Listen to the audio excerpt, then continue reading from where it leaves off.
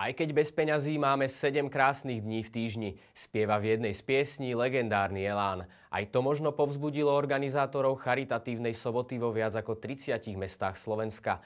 Viacerí dobrovoľníci sa tak chopili iniciatívy a zorganizovali tzv. Zónu bez peňazí. A to aj v Kežmarku.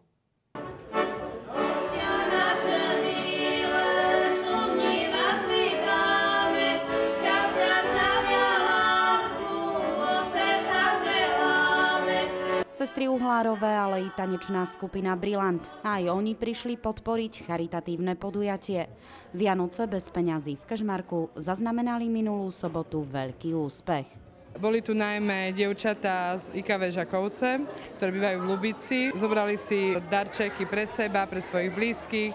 Boli tu deti z detského domova z Belej, boli tu deti zo sanatória. Veľmi pekne chcem poďakovať všetkým darcom, všetkým mamičkám, ktoré vyprázdnili skrine a veci, ktoré im zavádzali alebo ich nevyužívali, tak nám doniesli a urobili radosť vlastne ostatným. Každý z nás si vlastne zoberie stade nejakú tú maličkosť, čím sa poteší pod vianočným stromčekom. No a potešili sa najmä tí, ktorí si pod stromček toho kúpiť veľa nemôžu.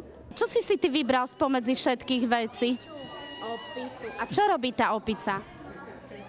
Pláče. A ty plačeš tiež, či ty sa radšej usmievaš? Usmievaš sa? Hej. A ukáž, ako sa vieš usmievať. Tam do kamery sa zasmej. Ujovi. Sprievodným programom tohto podujatia boli vďaka Centru voľného času i zaujímavé workshopy. Vyrábali tu pekné voňavé mydlá, videli sme výrobu ikebán. Robím ručné práce, ale robím ich sama pre seba, alebo iba pre okruh veľmi blízkych, známych, rodinných príslušníkov a priateľov. A toto je také prvé verejné nejaké stretnutie. Že sa na tom páči ten výsledok a ťažké je na tom to, ako sa to robí, že treba tam to vedieť ako. Ja si myslím, že je to zmysluplné, pretože moja dcera zbožňuje tieto veci, takéto ručné práce. A bohužiaľ, ja k tomu veľmi neinklinujem týmto veciam, tak máme tu Zuzku, ktorá nás to naučila robiť.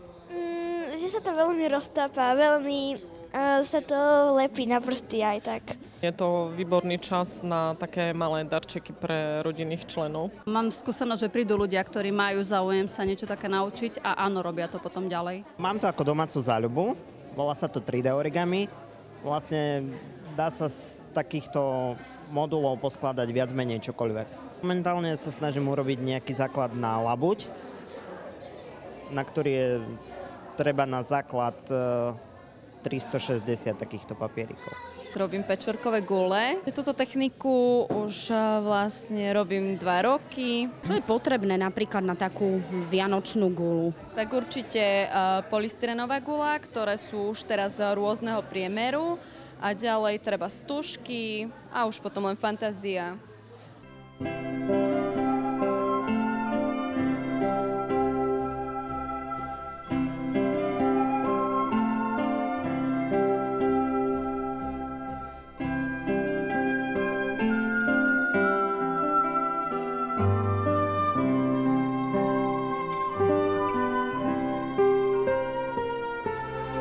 Ja si myslím, že dnešná doba je o tom, že každý si zapne telku, pozerá telenovely a všelijaké reality show a zabudáme na to, že vedľa býva sused a myslím si, že bolo by to také zdravšie, keby ľudia medzi sebou rozprávali, keby sa stretávali.